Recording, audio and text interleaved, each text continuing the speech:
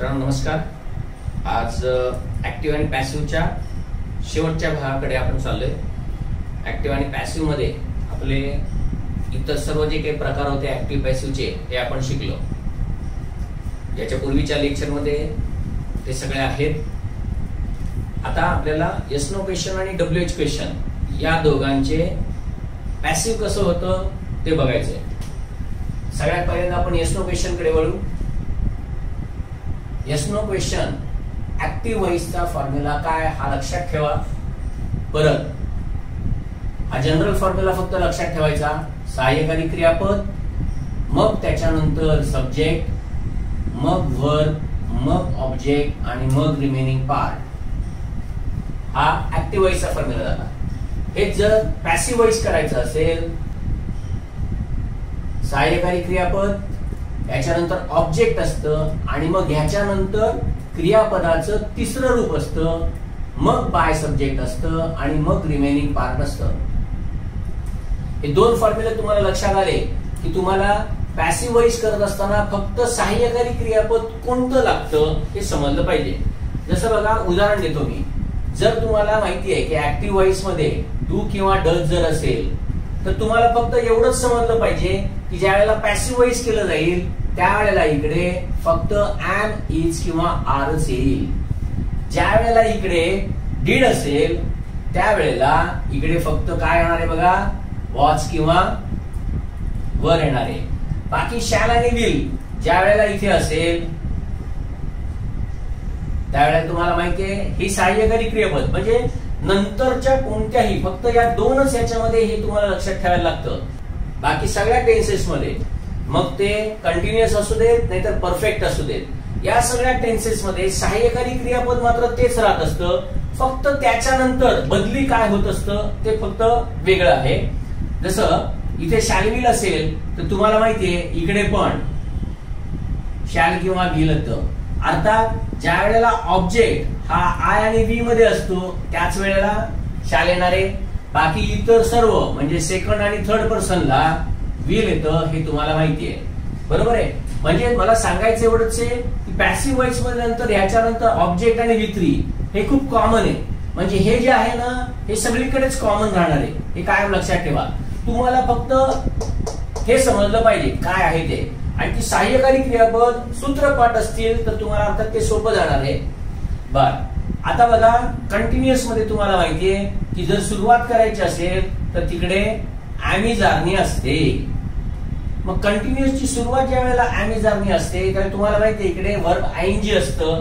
म्हणजेच ज्या वेळेला तुम्हाला इकडे ज्या वेळेला पॅसिव्ह व्हॉइस करायचं असेल त्यावेळेला ही जी सहाय्यकारी क्रियापद आहे ती तर तशीच राहणार आहेत, ऍमिजार, ह्याच्यानंतर ऑब्जेक्ट येणार आहे, मग नंतर फक्त बिईंग आहे। म्हणजे कंटिन्युअस असेल तर तुम्हाला हे बिईंग सहज समजत असतं। हेच वॉज आणि वर असेल तर तुम्हाला माहितीये इकडे वॉज आणि वर तसंच राहणार आहे, याच्यानंतर हे सेमच राहणार आहे। हेच सगळे प्रकार आपल्याला परफेक्ट मध्ये पण दिसतात। जर इथलं सहाय्यकारी क्रियापद हॅव आणि हॅज असेल तर तुम्हाला माहितीये हॅव आणि हॅज हे तसंच राहणार आहे। आणि या हॅव आणि हॅजच्या नंतर मग इकडे मग ऑब्जेक्ट आहे आणि ह्याच्यानंतर बी नसतं। म्हणून सूत्रपाठ केलं की हे सगळं लक्षात ठेवायला लागतच नाही। वाक्य बघितलं, इथलं सहाय्यकारी क्रियापद बघितलं की इकडे वर्ब थर्डच्या अगोदर कंटिन्युअस आणि परफेक्ट मध्ये काय येणार हे सहज समजायला लागतं। हेच परफेक्ट पास्ट मध्ये इकडे हॅड असेल तर इकडे तुम्हाला माहितीये हॅड, मग ऑब्जेक्ट आणि मग बीन आणि हे तसंच, म्हणजे हे पुढचं जे आहे हे तसंच्या तसंच राहत असतं। हेच परफेक्ट फ्युचर ज्यावेळी असेल फ्युचर मध्ये अर्थात शॅल आणि विलच हेच फक्त सहाय्यकारी क्रियापद असतं। इथे फक्त त्याच्यामध्ये फरक पडतो आणि तो काय म्हणतो, तो काय पडतो हे तुम्हालाही माहितीये, शॅल आणि विल, मग ऑब्जेक्ट आणि मग इथे मात्र तुम्हाला हॅव करून बीन घ्यावं लागतं। हे एवढे साधे, म्हणून फक्त हे दोनच फॉर्म्युले फक्त कायम लक्षात ठेवायचे। हे दोन फॉर्म्युले तुम्ही लक्षात ठेवले की तुमचा कुठलाही क्वेश्चनचा जरी ऍक्टिव्हचं पॅसिव्ह करायला प्रश्न आला तरी तुम्हाला त्याचं उत्तर सहज काढता येईल, बरोबर आहे। तर हे झालं याचं। हे जर इतर मॉडेल्स असतील म्हणजे कॅन, कुड वगैरे असतील तरी परत नियम हाच राहणार आहे। म्हणजे समजा इकडे कॅन असेल, can, could, should, would, may, might, must, काय वाटेल ते असू दे, कळतंय? तर ऍक्टिव्ह व्हॉइस मध्ये जर हेल्पिंग वर्ब असेल तर इकडे सुद्धा तो हेल्पिंग वर्ब तसाच राहणार आहे, फक्त इकडे ऑब्जेक्टच्या नंतर बी येणार आहे बस. बाकी हे V3 आणि बाय सब्जेक्ट आणि आरपी तर तसंच राहणार आहे.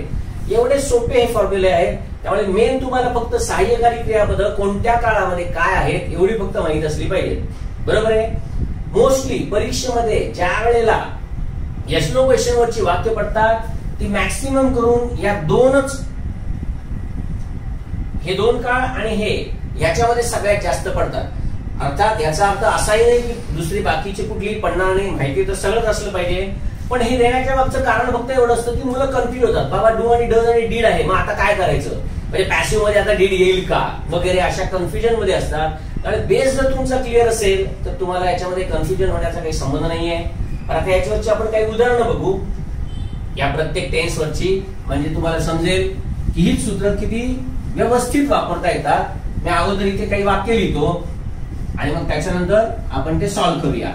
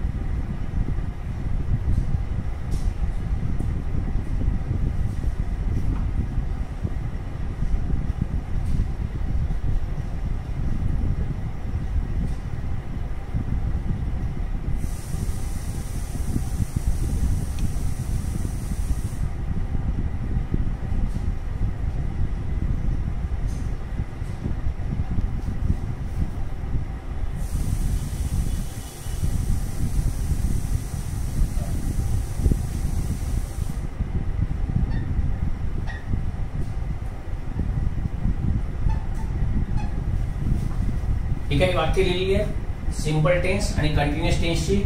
प्रथम आपण ती करूया म्हणजे तुम्हाला समजेल काय ते. बघा, ज्या वेळेला ही वाक्य असतात त्यावेळेस सगळ्यात पहिल्यांदा काय करायचं ते लक्षात घ्या.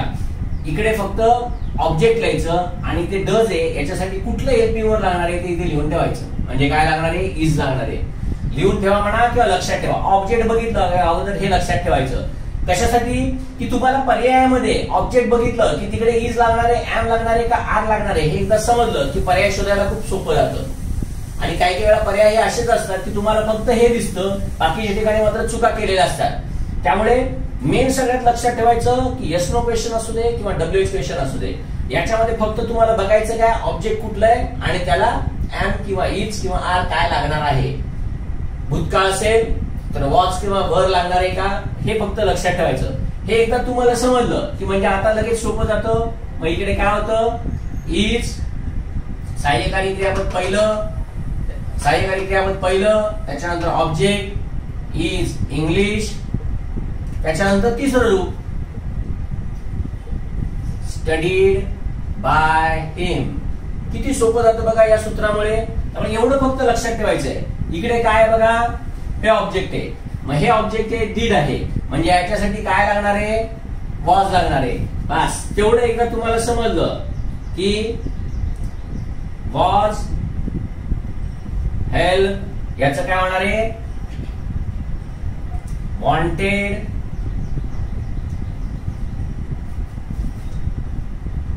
फ्रॉम यू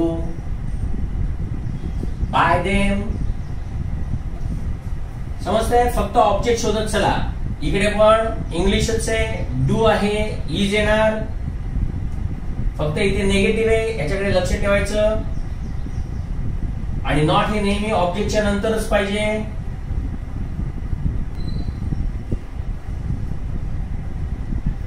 एलवाय असलेलं ऍडव्हर्ब आहे, त्यामुळे ते पहिलं आलेलं आहे. आणि मग त्याच्यानंतर क्रियापद तिसरं रूप.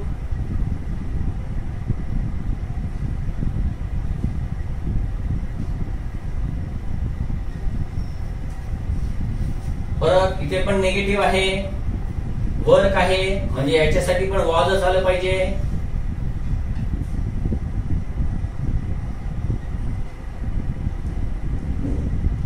इथे वॉज वर्क नॉट केलं तरी चालेल किंवा वॉजंट वर्क केलं तरी पण चालेल. परत तुम्हाला काहीच करायचं नाही, फक्त प्रश्नपत्रिकेमध्ये बरोबर आहे का ओळखायचंय. नॉटची जागा खास करून लक्षात ठेवायची ऑब्जेक्टच्या नंतर, आणि ऍक्टिव्ह मध्ये सब्जेक्टच्या नंतरच असते.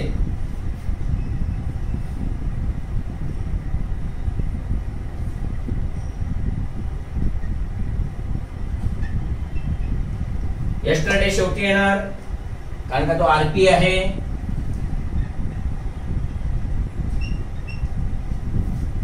पुढचं बघा, will you help me, object आहे म्हणजे शॅल ने सुरुवात होणार.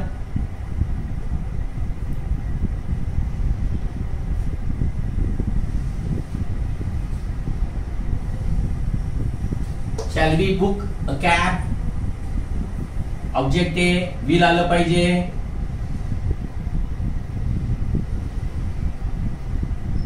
लक्षात एवढंच ठेवायचं, शॅल आणि विल मधला फरक.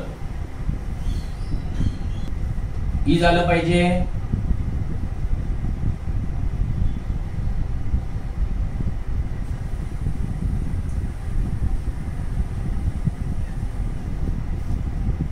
Are they not enjoying a movie, movie आहे म्हणजे इथे पण इजच येणार आहे. Is a movie not being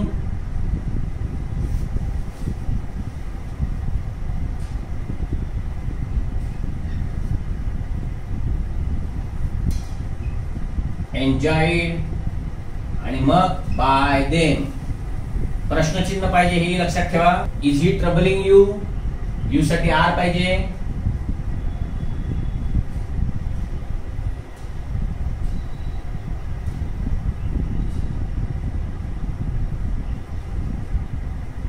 R you being troubled by him. कळतंय? त्यामुळे एकदा जर तुम्हाला ही सूत्र व्यवस्थित समजली तर हे समजणं खूपच सोपं आहे मित्रांनो. त्यामुळे ही सूत्र फक्त लक्षात ठेवा. काय? ऍक्टिव्ह व्हॉइस मध्ये सहाय्यकारी क्रियापद कोणतं आहे, त्याच्यानंतर सब्जेक्ट असतं आणि वर्ब असतं.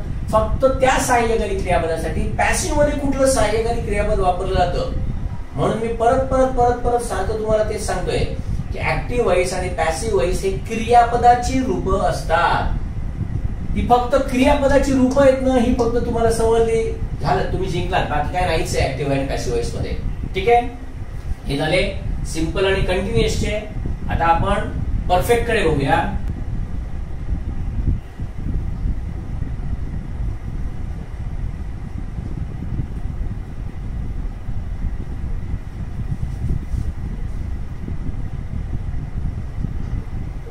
टीएम म्हणजे ताजमहल.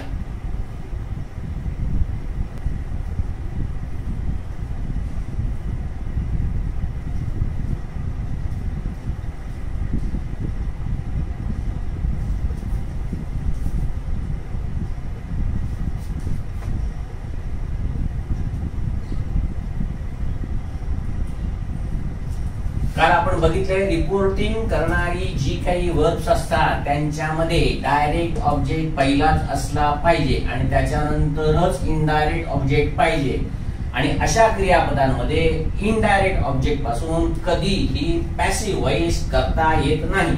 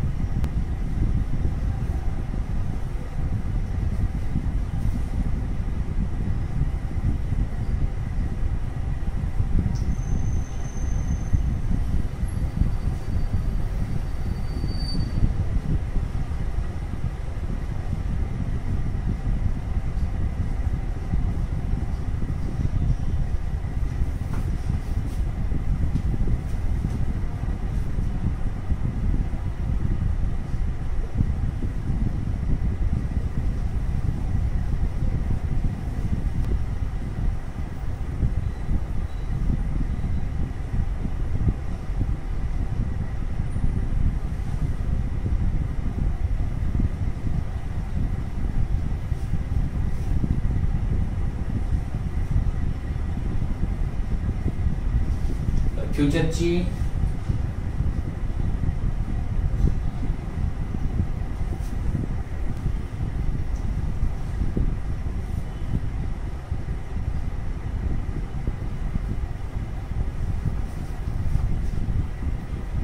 आता इथून सुरुवात करूया. परफेक्ट प्रेझेंट दिले, परफेक्ट पास्ट दिले आणि इकडे परफेक्ट फ्युचर दिलेलं आहे. Have you ever seen the Taj Mahal? परत इकडे बघायचं, याच्यासाठी हेल्पिंग वर्ड लागणार आहे आपल्याला हॅज, एवढा लक्षात ठेवायचा. पर्यायांमध्ये फक्त हॅज आहे का बघायचं आणि त्याच्यानंतर तुम्हाला बिन दिसतंय का बघायचं, बस संपलं. एवढं सोपं असतं. म्हणजे इकडे वाक्य होणार आहे हॅज द ताजमहाल, एव्हर तिथेच राहणार आहे. कळतंय? हॅज सब्जेक्टच्या ठिकाणी इकडे ऑब्जेक्ट आला, एव्हर तसंच राहिलं. Has the Taj Mahal ever seen by you. पुढचं has the teacher explain rules to you. इथे मात्र अशा प्रकारचे रिपोर्ट करणारे होत असतील तर पर्यायामध्ये खास करून लक्षात ठेवा. मगाशी सांगितल्याप्रमाणे इनडायरेक्ट ऑब्जेक्ट पासून इथे कधीही पॅसिव्हाइज करता येत नाही. मग इकडे आलं काय पाहिजे, तर रूल्सने आलं पाहिजे. इकडे परफेक्ट आहे, सॉरी इथे प्लुरल नाउन आहे, त्यामुळे इकडे हॅव येणार आहे. Have rules been explain to you आणि मग by the teacher. Has the company launch the product in the market. The product आहे, हॅज आहे, याच्यासाठी पण हॅजच लागणार आहे. Has the product been launched, नंतर बाय द कंपनी आणि मग इन द मार्केट आणि मग in the market. Had they refuse my proposal. Had मध्ये म्हणजे पास्ट परफेक्ट मध्ये चुका होण्याचे चान्सेस नसतात, त्यामुळे मोस्टली पास्ट परफेक्टचं कधी दिलं जात नाही. 11 पासून आता लेटेस्ट झालेल्या एक्झाम मध्ये फक्त एकदाच हॅडचं वाक्य येऊन गेलेलं आहे. इतकं रेअरली हे विचारतात. सगळ्यात जास्त जे विचारलं होतं ते आता सांगितल्याप्रमाणे सिंपल प्रेझेंट, सिंपल पास्ट हे सगळ्यात जास्त विचारले जातात. त्याच्यानंतर perfect present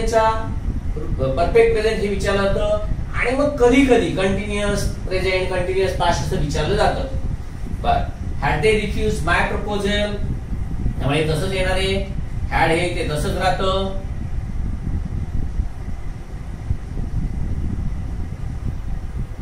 had my proposal फक्त बीन आलं पाहिजे आणि मग by them. Had I not answered your doubts, परत हॅड युअर डाउट्स, मग नॉट, त्याच्यानंतर बीन. बाकी आन्सर्डचं तिसरं रूप तेच राहणार आहे आणि आन्सर्ड बाय मी. हे झाले परफेक्ट प्रेझेंट आणि परफेक्ट पास्ट. परफेक्ट फ्युचर मध्ये बघू आता. वॉर आहे त्यामुळे त्याला विलच लागणार आहे. Will a war have been declared आणि मग परत हे घ्यायची गरज नाही. बाय द गव्हर्नमेंट, कारण का गव्हर्नमेंट सोडून अजून कोण वॉर डिक्लेअर करणार नाही. आर्मीला तो अधिकार नाहीये. जर पंतप्रधानांनी सांगितलं तरच असतो. आणि शेवटचं will they have paid all their dues. परत विल नी सुरुवात होणार. Will all their dues have been paid आणि मग by them. तर मित्रांनो हे लक्षात ठेवा. फक्त खूप सोपं आहे ऍक्च्युअली. येस नो क्वेश्चन कधीतरी प्रश्न विचारले जातात पण ते येणं खूप सोपं आहे. फक्त ही दोन महत्वाची सूत्र लक्षात ठेवा आणि आतापर्यंत म्हणजे स्ट्रक्चर ऑफ सेंटेन्स पासून ते आतापर्यंत मी सतत तेच सांगतोय तुम्हाला की सूत्र पाठ करा, सूत्र पाठ करा, तेवढी मात्र पाठ करा, बाकी खूप सोपं जाणार आहे तुम्हाला. त्याच्यानंतर WH क्वेश्चन कडे वळू. WH क्वेश्चन्स याच्यामध्ये अर्थात फक्त इथे काय असतं, WH वर्ड आणि त्याच्यानंतर मग सहाय्यकारी क्रियापद जे काय असेल ते. म्हणजे थोडक्यात सांगायचं एवढंच आहे की बाकीच्या सूत्रामध्ये काहीच फरक पडत नाही आणि WH वर्ड त्याची जागा कधीही सोडत नाही. हा सगळ्यात महत्वाचा नियम लक्षात ठेवा. बाकी WH वर्ड्स काय आहेत हे तुम्हाला माहिती आहे. या WH वर्ड्स मधलं सगळ्यात जास्त जे विचारलं जातं ते काय विचारलं जातं तेही दाखवतो. पहिलं हू, नंतर whom, what, why. बाकीचे जे आहेत ह्यांच्यावरती फार रेअरली प्रश्न विचारतात. इव्हन ह्याच्यावरती फार रेअरली विचारतात. मेन सगळ्यात जे विचारले जातात ते त्या तिघांवरती विचारले जातात. कारण का, परत तेच आपल्याला माहिती आहे, आपण बघितलंय ऍक्टिव्ह व्हॉइस मधला कर्ता आणि पॅसिव्ह व्हॉइस मधला ऑब्जेक्ट हा नेहमी हा असतो. whom हा नेहमी ऍक्टिव्ह व्हॉइस मधला ऑब्जेक्ट आणि पॅसिव्ह व्हॉइस मधला सब्जेक्ट असतो. आणि व्हॉट हा मात्र ऍक्टिव्ह व्हॉइस मध्ये नेहमी ऑब्जेक्टच असतो. हे कायम लक्षात ठेवा. कारण प्रश्न विचारले जाताना ह्याच्यावरती विचारले सगळ्यात जास्त राहतात. बाकी जे WH वर्ड्स आहेत म्हणजे व्हाय, when, where, which, whose, how many, how much, how far आणि how long. त्यातल्या त्यात ह्याच्यावरती एवढ्या यांच्यावरती तर आजतागायत कधीही प्रश्न विचारले गेलेले नाहीयेत. महत्वाचं ते नाहीच आहे. शेवटी तुम्हाला हे सूत्र माहित असेल ना, संपलं, बाकी काही नाही. आता त्याची वाक्य कशी होतात ती बघूया. प्रश्नपत्रिकेमध्येच काही येऊन गेलेली उदाहरणं आहेत, तीच आपण बघूया म्हणजे तुम्हाला समजेल. बघा, एक येऊन गेलेलं,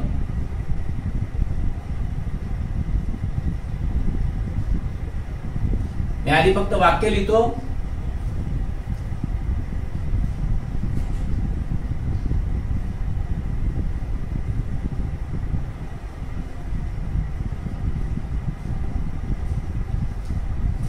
हे कधी मार्शल आर्ट येतं, कधी तिकडे फ्रेंच येतं, कधी इंग्लिश येतं, कधी जर्मन येतं, काय वाटेल ते.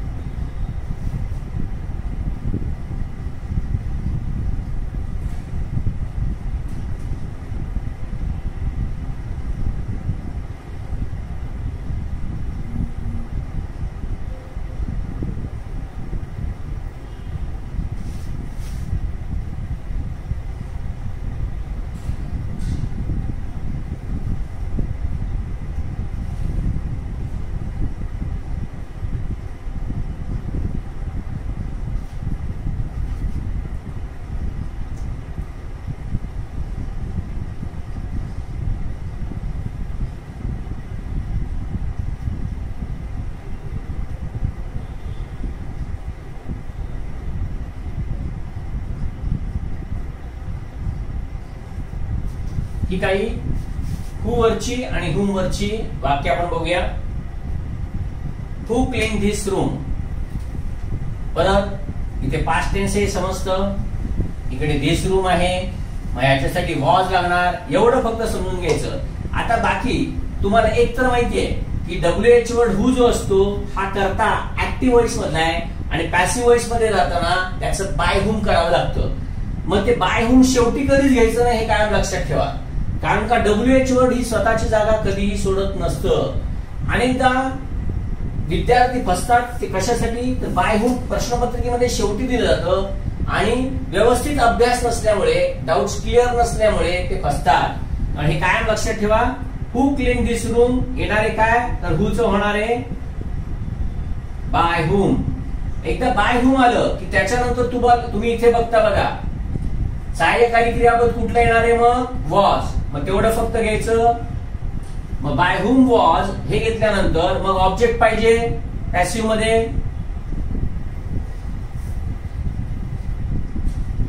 आणि ऑब्जेक्ट आलं की त्याच्यानंतर क्रियापदाचं बघा इकडे,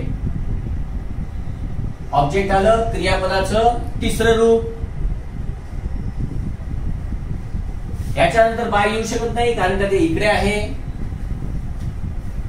यापूर्वी आपण स्ट्रक्चर ऑफ सेंटेन्स मध्ये इंट्रोगेटिव्ह सेंटेन्सेस ज्या वेळेला शिकत होतो त्यावेळी मी तुम्हाला एक रूल सांगितला होता.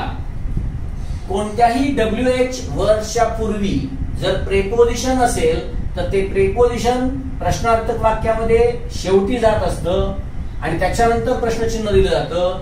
आणि हुमच्या बाबतीत एक तुम्हाला नियम सांगितला होता की हुमच्या पूर्वी कोणतंही प्रेपोजिशन असू दे, मग ते टू हुम असू दे, ऍट हुम असू दे, बाय हुम असू दे, इन हुम असू दे, फॉर हुम असू दे, काय वाटेल ते प्रेपोजिशन असू दे.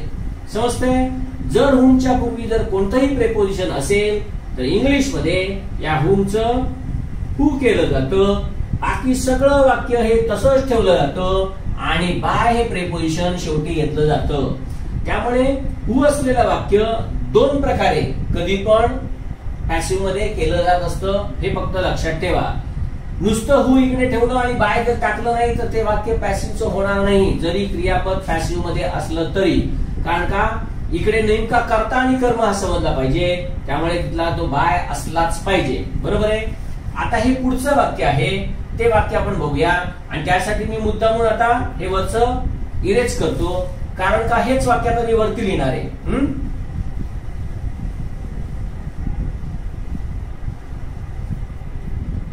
बघा वाक्य काय होतं?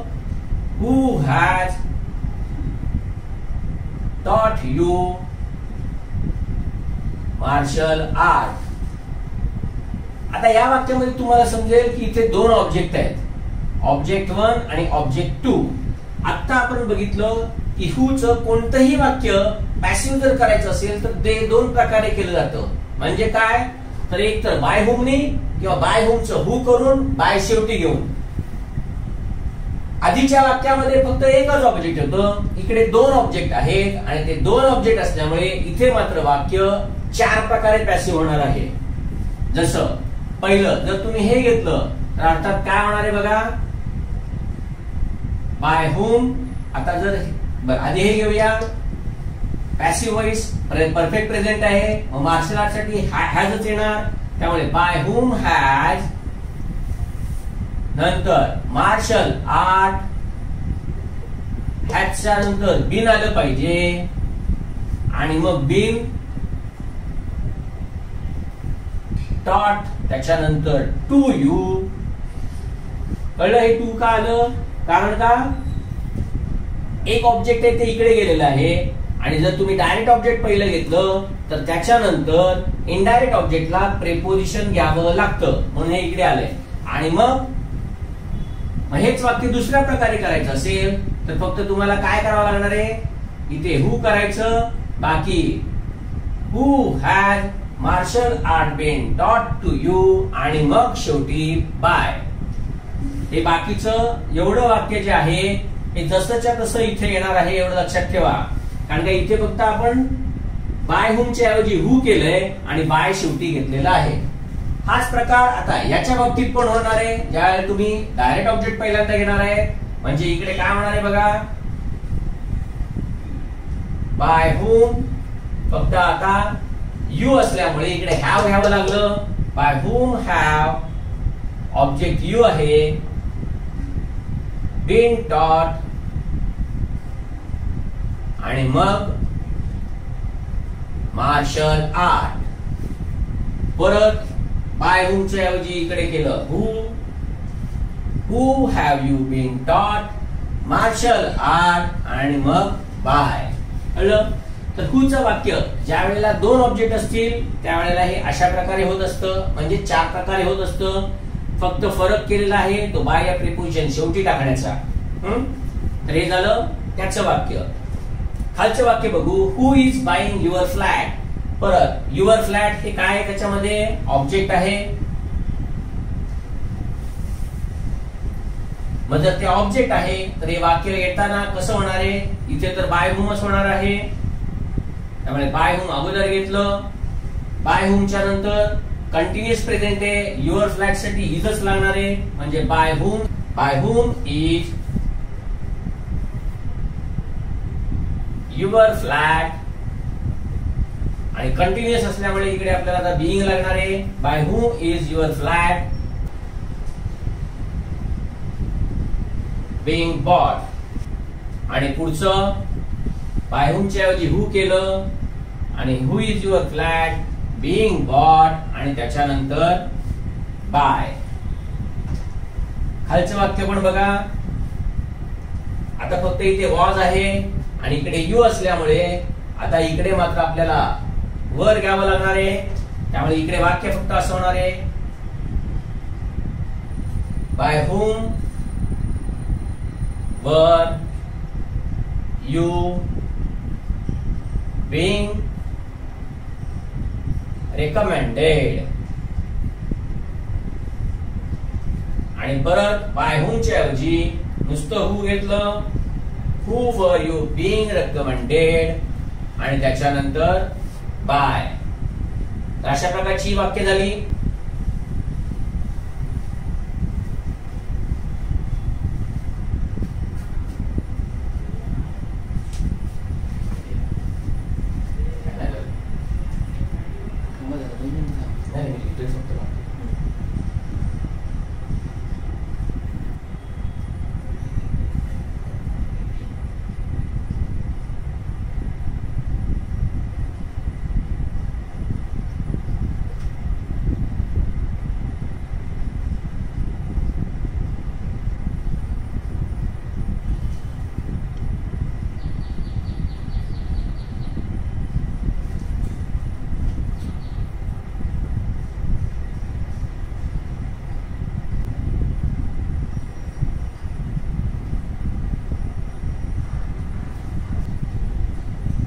दुसरी हुमची वाक्य बघू. आता आपण हुची वाक्य बघितली, आता हुमची वाक्य बघायची. हुमच्या वाक्यामध्ये सगळ्यात महत्वाचं काय आहे ते लक्षात ठेवा. इकडे सिंपल पास्ट आहे, या सगळ्या वाक्यामध्ये तुम्हाला दिसेल. आता आपण इथे काय बघितलं बघा, हुम हा ऍक्टिव्ह वॉइस मधला ऑब्जेक्ट असतो. कळतंय? ऍक्टिव्ह वॉइस मधला तो ऑब्जेक्ट आहे हे लक्षात ठेवा. ज्या वेळेला तुम्हाला समजेल तो ऍक्टिव्ह वॉइस मधला ऑब्जेक्ट आहे त्यावेळी तो इकडे जाताना त्याची रूप बदलतात हे तुम्हाला माहितीये. म्हणजे तुम्हाला हे माहितीये की इकडे काय असतं, मी, अस, हिम, हर, देम. आणि ते ज्या वेळेला इकडे जातं त्यावेळेला त्याचं मीच इथे आय करावं लागतं, बरोबर. असचं इकडे वी करावं लागतं, हिमचं इकडे ही करावं लागतं, हरचं इकडे शी करावं लागतं, देमचं इकडे दे करावं लागतं. तसंच ऍक्टिव्ह वॉइस मधलं जे हुम आहे जे इथे दिसतंय, जसं हिमचं ही करायला लागलं तसं हुमचं आपल्याला हु करावं लागणार आहे. इथे बघा म्हणजे समजेल. कळतंय का? हा ऑब्जेक्ट आहे तो आता इथे आलेला आहे. म्हणजे बघा हा ऑब्जेक्ट आहे, हा सब्जेक्ट आहे आणि हा वर्ब आहे. हे जर तुम्हाला एकदा जर ह्याच्यामध्ये समजलं तर तुम्हाला समजेल की हुमचं वाक्य ऍक्टिव्ह वॉइस मधलं जे आहे ते पॅसिव्ह करत असताना त्याचं हु करावं लागेल. का? WH वर स्वतःची जागा बदली करत नाही. इथे असलेलं ऑब्जेक्ट हे इथे सब्जेक्ट होणार आहे, म्हणजेच त्याचं सब्जेक्टचं रूप इकडे तुम्हाला घ्यावं लागणार आहे. जसं मीचं आय करावं लागलं, हिमचं ही करावं लागलं, देमचं दे करावं लागतं, तसंच इकडे हुमचं हु करावं लागतं. आणि मग हे ज्या वेळेला हु आहे त्यावेळेला सहाय्यकारी क्रियापद कुठलं वापरायचं, तर आपण स्ट्रक्चर ऑफ सेंटेन्स मध्ये बघितलेलं आहे की हू ज्या वेळेला आपल्याला त्याचं वचन माहित नसतं, म्हणजे ते एक वचन आहे का अनेक वचन आहे हे माहित नसतं, त्यावेळेला इंग्लिशच्या रूल प्रमाणे हू हे एकवचनीच समजायचं असतं. म्हणजे आता या हुमच्या साठी तुम्हाला कायम लक्षात एवढंच ठेवायचं की ऍक्टिव्ह व्हॉइस मध्ये जरी डज दिसलं तर इकडे मात्र त्याच्यासाठी इजच येईल, कळतंय? त्यामुळे इकडे हू इज, त्याच्यानंतर बघा आता इकडे हे सहाय्यकारी क्रियापद तुम्ही लिहिलंय, हा ऑब्जेक्ट इकडे आलेला आहे, त्यामुळे आता इथे काही हे येण्याचा संबंधच नाहीये, कारण का हे ऑलरेडी तुमचं इकडे गेलेलं आहे, हे लक्षात ठेवा. हे सूत्र आपण जे लिहिलंय हे जनरल फॉर्म्युलाचं सूत्र आहे. आता या WH वर्डच्या ठिकाणी ऑब्जेक्टच गेलेला आहे, कारण तो ऑब्जेक्टच WH वर्ड झालाय, त्यामुळे आता इथे ऑब्जेक्ट नसणारच आहे. म्हणजे इजच्या नंतर आता तुम्हाला डायरेक्ट क्रियापदाचं तिसरं रूप घ्यायचंय बघा. त्यामुळे हू इज आस्क्ड, ईडी लावलं, हू इज आस्क्ड, आणि मग त्याच्यानंतर करता आला पाहिजे बाय हिम. बघा मित्रांनो, एकदम सोपं आहे. इकडे बघा परत, तुम्हाला इथे एवढं तर समजतं की हा सब्जेक्ट आहे, हा वर्ब आहे आणि हा ऑब्जेक्ट आहे. whom did you see there, म्हणजे तू तिकडे कोणाला बघितलं, म्हणजे बघण्याची क्रिया कोणावर तरी झालेली आहे, बस. म्हणजे हे ऑब्जेक्ट आहे. ऍक्टिव्ह व्हॉइस मधला ऑब्जेक्ट हा पॅसिव्ह व्हॉइस मध्ये हू करावा लागतो. म्हणजे इकडे काय होणार आहे बघा, हू. आता हू केल्यानंतर सिंपल पास्ट असल्यामुळे हूच्या साठी इथे वॉजच येणार. परीक्षेमध्ये जर इकडे वर दिलं तर तुम्हाला समजलं पाहिजे ते चूक आहे, तसंच इकडे जर आर दिलं तर तुम्हाला समजलं पाहिजे की ते चूक आहे. कारण का हू वरनं एक वचन आहे का अनेक वचन आहे याचा कधीही पत्ता लागत नाही, त्यामुळे ते नेहमी एक वचनच घ्यायचं. मग हू वॉज क्रियापदाचं तिसरं रूप सिम, आणि मग त्याच्यानंतर बाय यू, आणि मग रिमेनिंग पार्ट देअर शेवटी येईल. हे जर बाय यू इकडे घेतलं तरी सुद्धा ते वाक्य चूक होईल, हे लक्षात ठेवा. आता इकडे बघा, ही जी वाक्य दिलेली आहे ही मुद्दामून आता दोन ऑब्जेक्टची दिलेली आहे. या दोन ऑब्जेक्टच्या या वाक्यांकडे जाण्याच्या पूर्वी परत एकदा ह्याचं इथे असलेलं वाक्य पण अजून बघून घ्या, म्हणजे तुम्हाला हुम बद्दल असलेला डाऊट क्लिअर होईल. ऍक्टिव्ह व्हॉइस मधला हुम हा पॅसिव्ह व्हॉइस मध्ये जाताना हू झाला पाहिजे, म्हणून इकडे हू आलं. सिंपल पास्ट आहे, त्यामुळे इकडे अनेक वचन, सिंपल पास्ट आहे, त्यामुळे तुम्हाला हूच्या नंतर इकडे वॉज घ्यावं लागणार, हे तर समजतंय.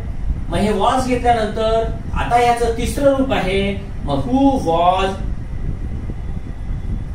बिटन, त्याच्यानंतर ऑब्जेक्ट आला पाहिजे, म्हणजेच हा बाय सब्जेक्ट. पॅसिव्ह मधला हा ऑब्जेक्ट असतो, त्यामुळे who was beaten by them, आणि मग त्याच्यानंतर remaining part on a road. समजतंय? परत बघा, इथे पण हुमचं हू करायला लागणार. परत आर असल्यामुळे आणि कंटिन्युअस टेन्स असल्यामुळे, कंटिन्युअस प्रेझेंट असल्यामुळे तुम्हाला एवढं तर लगेच समजतं की इकडे हूच्या नंतर इज येणार. आता इजच्या नंतर कंटिन्युअस साठी मात्र तुम्हाला काय पाहिजे, हू इज बीइंग टॉट, आणि मग त्याच्यानंतर बाय यू. समजलं? त्यामुळे हुम वरती प्रश्न विचारण्याच्या मागचं कारण फक्त एवढंच आहे, WH बदली होत नसतं, म्हणजे त्याची जागा कधी बदली होत नसते. फरक मात्र जो पडत असतो तो मात्र हू आणि हुम. या हू आणि हुम मध्ये मात्र कायम फरक पडत असतो, हे लक्षात ठेवायचं. आता दोन ऑब्जेक्ट असलेल्या वाक्यांकडे आपण जाऊ आणि तिथे आता कसं वाक्य करायचं ते बघू.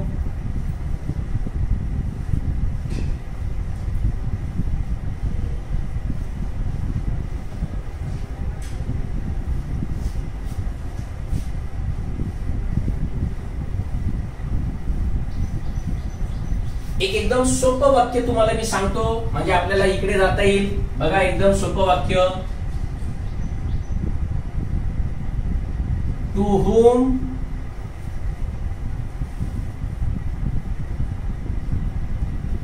do you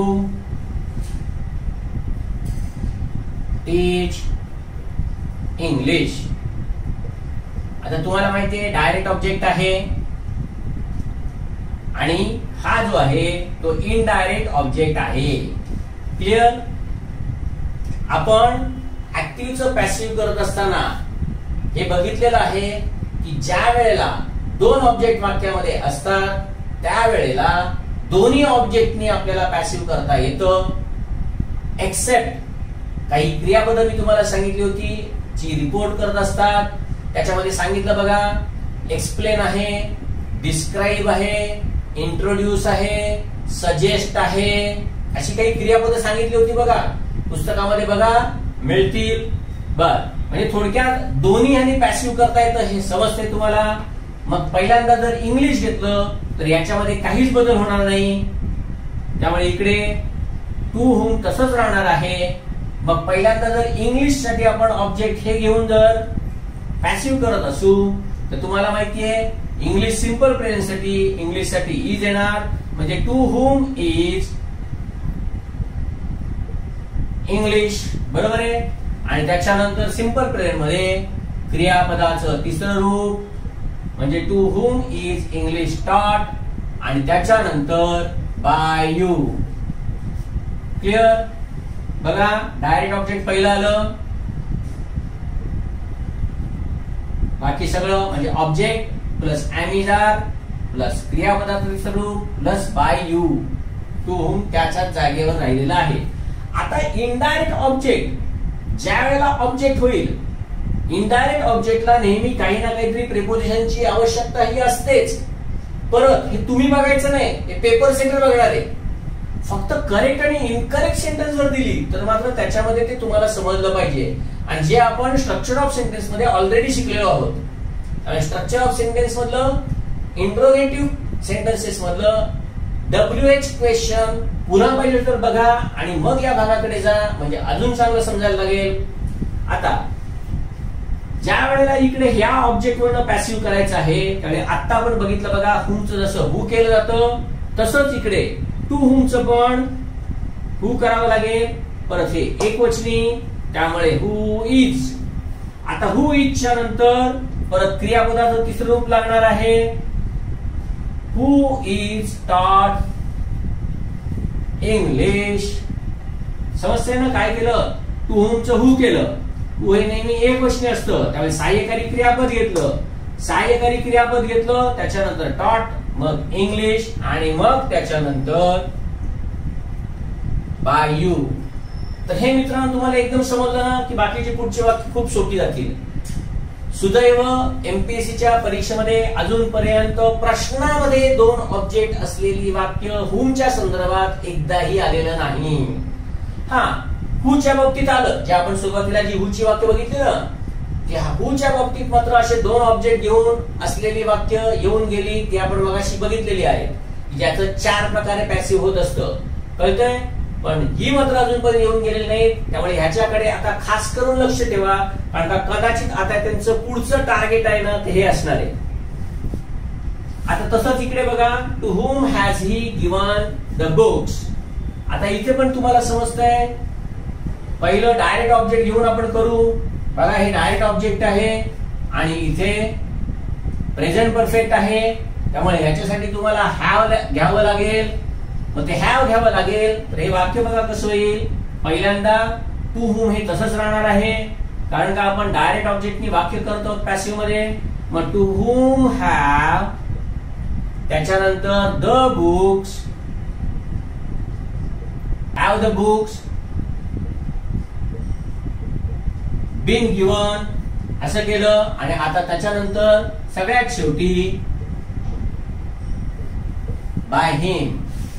परत आता जर ह्यानी करायचं असेल म्हणजे इथे तुम्ही डायरेक्ट ऑब्जेक्टने आता पॅसिव्ह केलं, जर इनडायरेक्ट ऑब्जेक्टने जर तुम्हाला पॅसिव्ह करायचं असेल तर टू हुमचं हु करावं लागेल, नंतर इथे हु असल्यामुळे इथे हॅज करावं लागेल, मग who has been given the books आणि मग बाय हिम. समजतंय. नीट पुन्हा एकदा बघा, सहज समजेल तुम्हाला. इनडायरेक्ट ऑब्जेक्टनी ज्या वेळेला केलं जातं त्यावेळी टू हुमचं हू करायचं. ह्याच्यानंतर सगळ्यात पहिल्यांदा सहाय्यकारी क्रियापद, जे काही काळाप्रमाणे येईल ते क्रियापदात तिसरं रूप, आणि मग त्याच्यानंतर डायरेक्ट ऑब्जेक्ट, आणि मग बाय. बघा आता इथे पण तेच करूया. आता इथे सुरुवात ह्याच्यापासून आपण करू. पण तुम्हाला माहितीये टू हुमचं काय होतं, पहिलं हू होणार आहे. आता हे हू झाल्यानंतर हॅड मध्ये काही बदल होणारच नाहीये. मग हू हॅड बीन येणार आहे. हू हॅड बीन आल्यानंतर क्रियापदाचं तिसरं रूप हू हॅड बीन सोल्ड. कळतंय? मग हू हॅड बीन सोल्ड. त्याच्यानंतर डायरेक्ट ऑब्जेक्ट आहे ते युअर फ्लॅट येणार आहे. म्हणजे who had been sold your flat. आता ह्याच्यानंतर बाय यू घ्यायची गरज नाही, कारण का तुझा फ्लॅट विकणारा तूच असणार आहे का बाजूचा शेजारी येऊन तुझा फ्लॅट विकणार आहे? नाही. त्यामुळे बाय यू घ्यायची ते गरज नाही. वाक्य इकडे पूर्ण झालं. हे झालं इनडायरेक्ट ऑब्जेक्टचं. हेच आता डायरेक्ट ऑब्जेक्ट घेऊन वाक्य केलं तर इथलं जे टू हुम आहे ते तसंच राहणार आहे. ते टू हुम तसंच राहिलं. फ्लॅट साठी सुद्धा हॅडच राहणार आहे. त्याच्यानंतर युअर फ्लॅट डायरेक्ट ऑब्जेक्ट आलं. याच्यानंतर बीन, कारण का हॅडच्या नंतर ऑब्जेक्टच्या नंतर बीन आलं पाहिजे. मग to whom had your flat been sold. परत इकडे बाय यू अर्थातच घ्यायची गरज नाही, कारण का आता सांगितल्याप्रमाणे तुमचा फ्लॅट हा तुम्हीच विकत असता, दुसरं कोणी विकू शकत नाही. कळतंय? तर अशा प्रकारे तुमची दोन ऑब्जेक्ट असलेली जर वाक्य आली, आजतागायत परीक्षेमध्ये कधीही आलेली नाहीये. पण स्पर्धा परीक्षेचा आताचा ट्रेंड जो बदली होत चाललेला आहे त्याच्यामधनं हे नक्की कधी पण येऊ शकतं, यावर लक्ष ठेवा. तर आता आपण बघितलं हू आणि हुमचं, बरोबर आहे. आता हेच आपण आता बघूया व्हॉटच्या बाबतीत. पहिलं परीक्षेमध्ये आलेलंच वाक्य बघूया.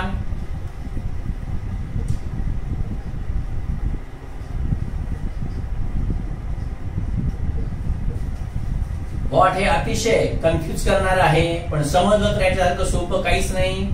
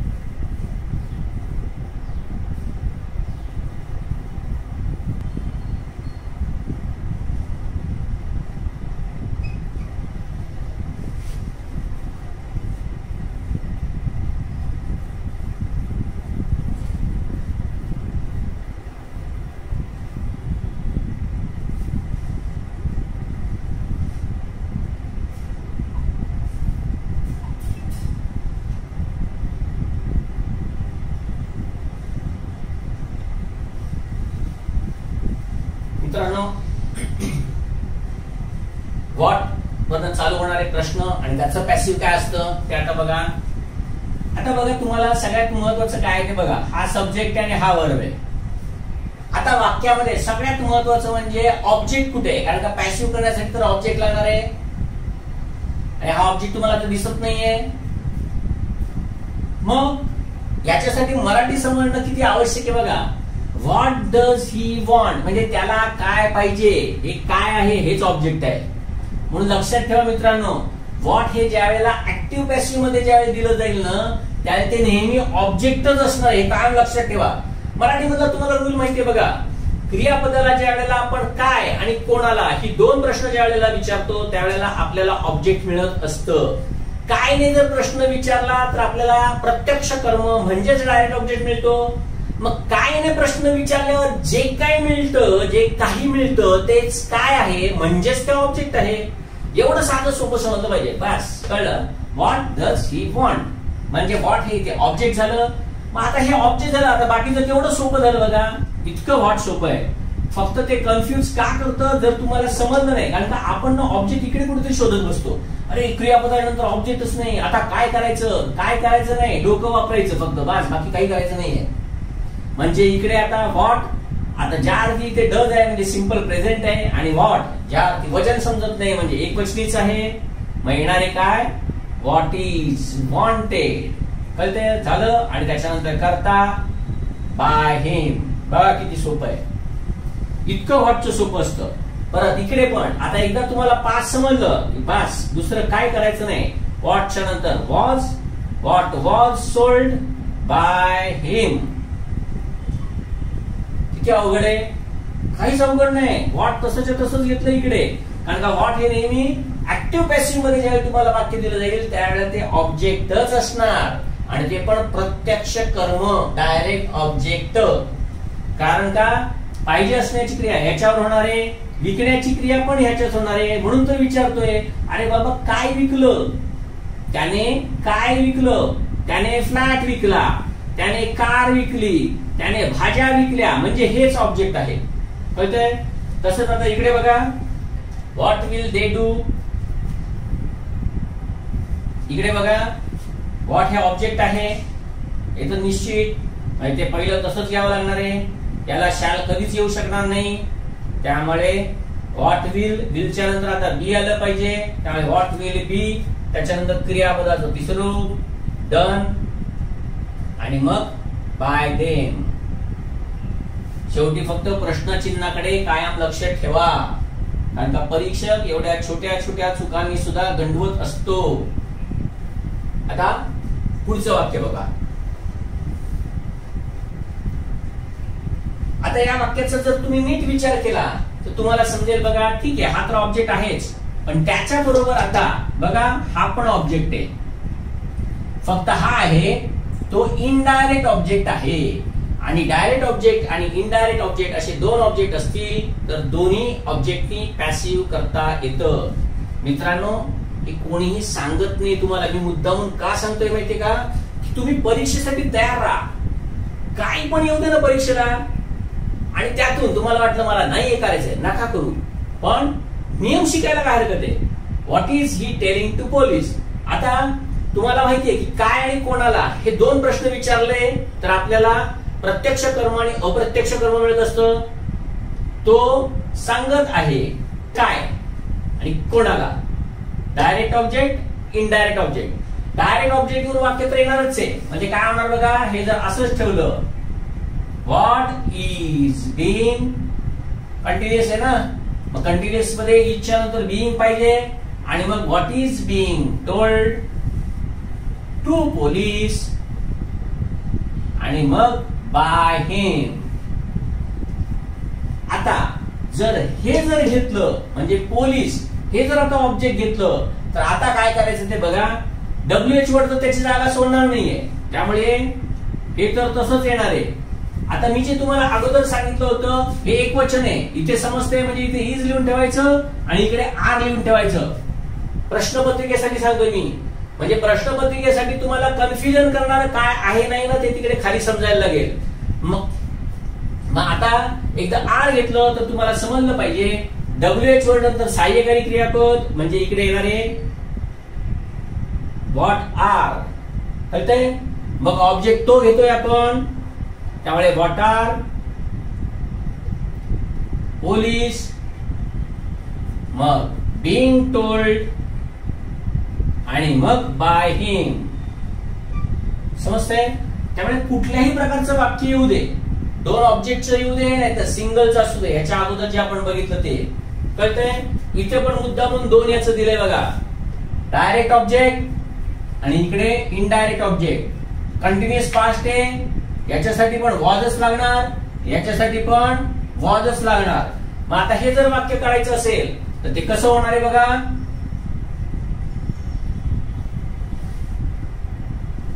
दोन्ही याला वॉजच आहे. जर आपण समजा बर पहिली ह्यानी सुरुवात करूया. म्हणजे व्हॉट वॉज कंटिन्युअस असल्यामुळे व्हॉट वॉज बीइंग रिटर्न. कळतंय. What was being return to father आणि मग त्याच्यानंतर बाय हिम. आणि हेच व्हॉट वॉज. आता इनडायरेक्ट ऑब्जेक्ट जर आपण घेतलं, इकडे आपण डायरेक्ट ऑब्जेक्ट घेतलेलं आहे. आता इनडायरेक्ट ऑब्जेक्ट करून घेतलं तर what was father being return. लक्षात ठेवा प्रिपोजिशन स्वतःची जागा बदली करत नाही. आणि इथे पण प्रिपोजिशन तसंच आलेलं होतं, तसंच इथे पण दिसतंय बघा. मग इथे पण प्रिपोजिशन त्याच्यानंतर तसंच पाहिजे.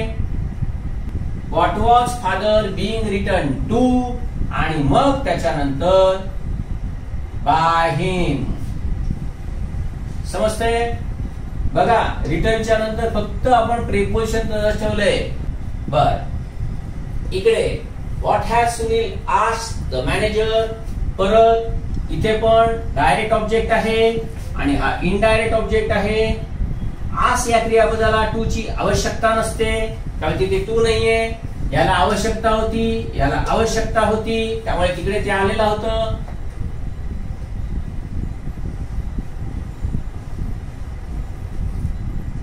आता इकडे काय होणार आहे बघा. पहिलं आपण जर व्हॉटनी सुरुवात केली तर व्हॉट हॅज बीन.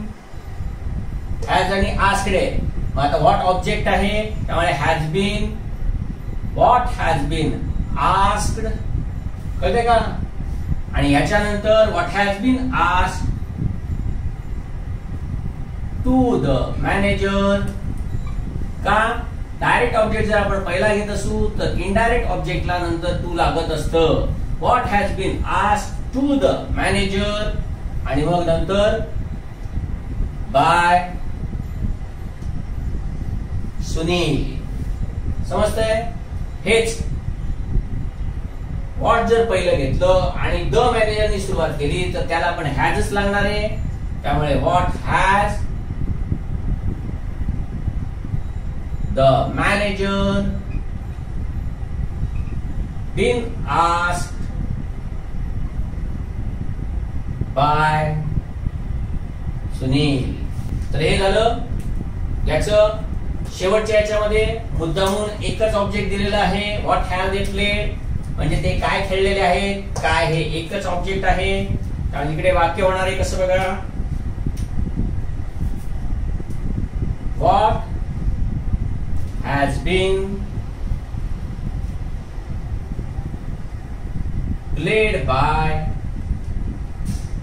them. तर मित्रांनो ही सगळ्यात महत्वाची अशी व्हॉट, हू आणि हुम ही अशी तीन अत्यंत महत्वाची WH वर्ड्स आहेत की ज्याचं पॅसिव्ह वॉइस आतापर्यंत फक्त हूच येऊन गेलेलं आहे. हुमचं आलेलं आहे ते फक्त एकच ऑब्जेक्ट साठी आलेलं आहे. त्याच्या पलीकडे जाऊन हुम हे दुसरं ऑब्जेक्ट असताना म्हणजे हुमच्या वाक्यात दोन ऑब्जेक्ट असताना सुद्धा कसं पॅसिव्ह करायचं हे आपण बघितलं. व्हॉटचं वाक्य आतापर्यंत येऊन गेलंय जे तुम्हाला सांगितलं. व्हॉट डज ही वॉन्ट हे जे पहिलं वाक्य लिहिलं होतं ते वाक्य त्याच प्रकारचं वाक्य आतापर्यंत येऊन गेलेलं आहे. म्हणजे एकाच ऑब्जेक्ट साठी येऊन गेलेलं आहे. दोन ऑब्जेक्ट साठी अजूनपर्यंत आलेलं नाहीये.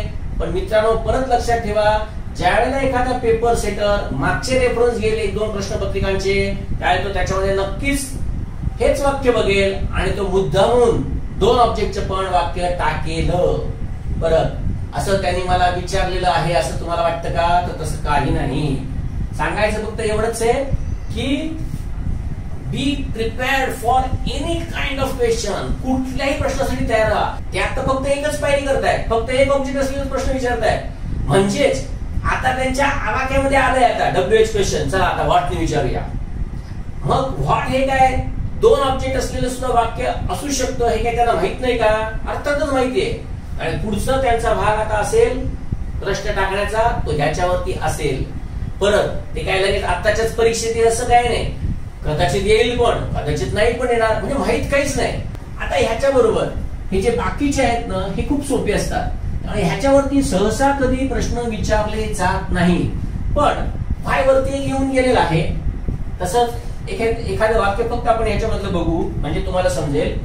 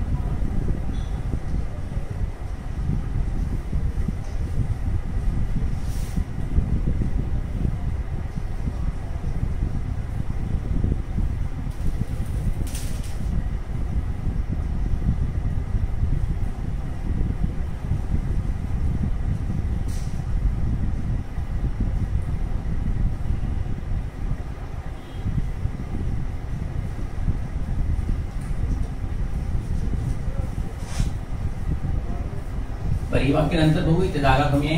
इथलं बघा आता सोपी वाक्य आणि या वाक्यामध्ये मात्र हे सूत्र जसे तसं लागू पडतं. फक्त टेन्स बघायचा आणि टेन्स प्रमाणे सहाय्यकारी क्रियापद घ्यायचं. जसं इकडे व्हाय ड्रिंक साठी वॉज येणार आहे. Why was drink ordered by him. When has the company sent him? म्हणजे कंपनीने त्याला कधी पाठवले. कळलं? पाठवणारी कंपनी आहे. हा ऑब्जेक्ट आहे. हिम साठी फक्त काय येणार आहे? हॅजच येणार आहे. डब्ल्यूएच तसंच राहिलं. वेन हॅज हिमचं फक्त ही करायचं. Wien has he been sent by the company. Where will you post this letter? Where तसंच राहणार आहे. हे ऑब्जेक्ट आहे त्यासाठी विलच आलं पाहिजे. म्हणजे where will this letter be posted by you. कळतंय? एवढं सोपं आहे. त्यामुळे बाकीचे खूप सोपे असतात. महत्व आहे ते फक्त व्हॉट हू आणि होम यांच्यासाठी आहे. तर असे हे इतर डब्ल्यूएच वर्डचे जर आले तर आपल्याला हे सहज समजतात.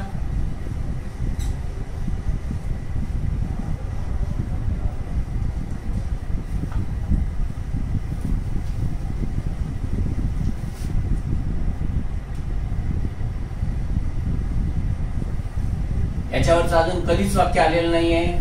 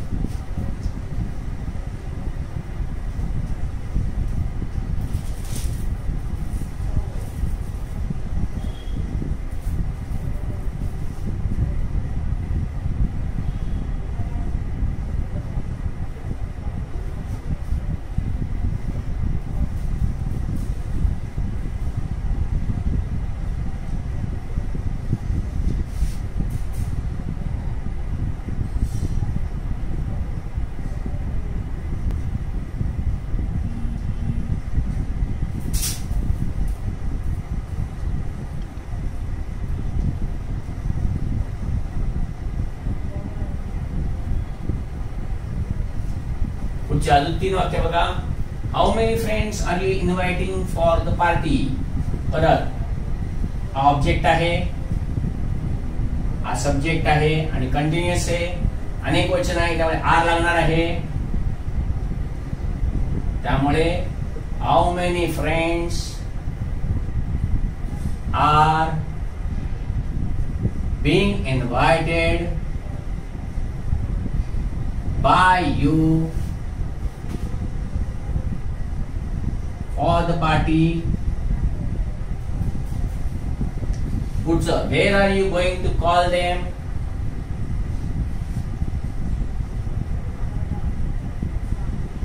गोइंग टूचं वाक्य आहे त्यामुळे आरच्या ऐवजी दे ला आरच लागणार आहे.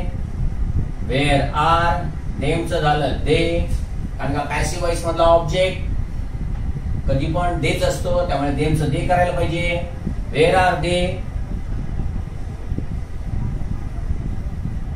going to be called by you. When is father taking the children to zoo? Object आहे, अनेक वचन आहे, इज आहे, याच्यासाठी आर लागणार आहे. म्हणून इकडे when are the children being taken by father to zoo. कळले? बाकीच्या क्वेश्चनची वाक्य खूप सोपी असतात, बाकीच्या WH वर्डची वाक्य खूप सोपी असतात. अजून बघू एक दोन उदाहरणं.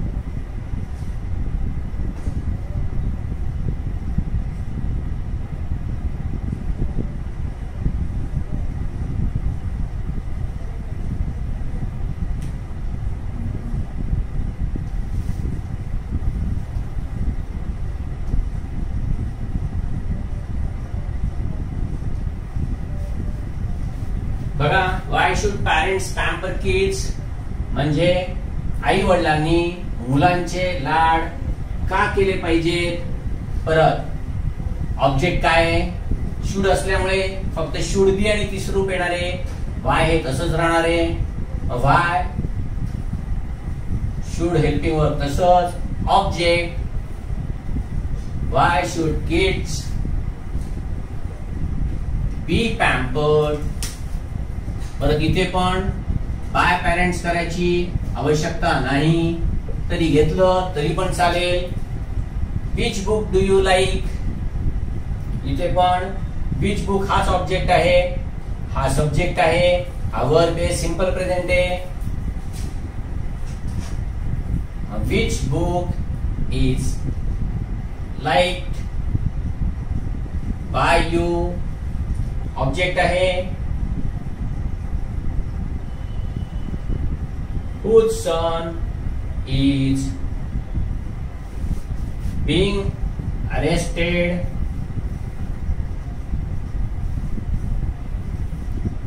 by police. तर मित्रांनो, अशा प्रकारे हे WH वर्ड्स आणि त्याचं पॅसिव्ह खूप सोपं असतं. यांच्यामध्ये तर काही टेन्शन घेण्याचं कारण नाहीये. अजूनपर्यंत परीक्षेत कधी आलेलंही नाहीये आणि इथे प्रश्न विचारायला पण कोण जाणार नाही. आता सांगितल्याप्रमाणे फक्त व्हाय येऊन गेले, पण व्हाय, व्हेन, वेअर हे येऊ शकेल, बाकीचे मात्र येणं हे खूप अशक्य आहे. अभ्यास करताना मात्र सगळाच अभ्यास करा. जास्त फोकस कुठे करायचा हे मी तुम्हाला सांगितलंय. हू, हुम आणि व्हॉट यांच्यावरती जास्त फोकस करायचं आहे. अशा प्रकारे हे पॅसिव्ह व्हॉइसची ऍक्टिव्ह आणि पॅसिव्हची WH क्वेश्चनची वाक्य आपण आता बघितली. एवढं झाल्यानंतर मित्रांनो ऍक्टिव्ह आणि पॅसिव्ह पूर्ण झालेलं आहे.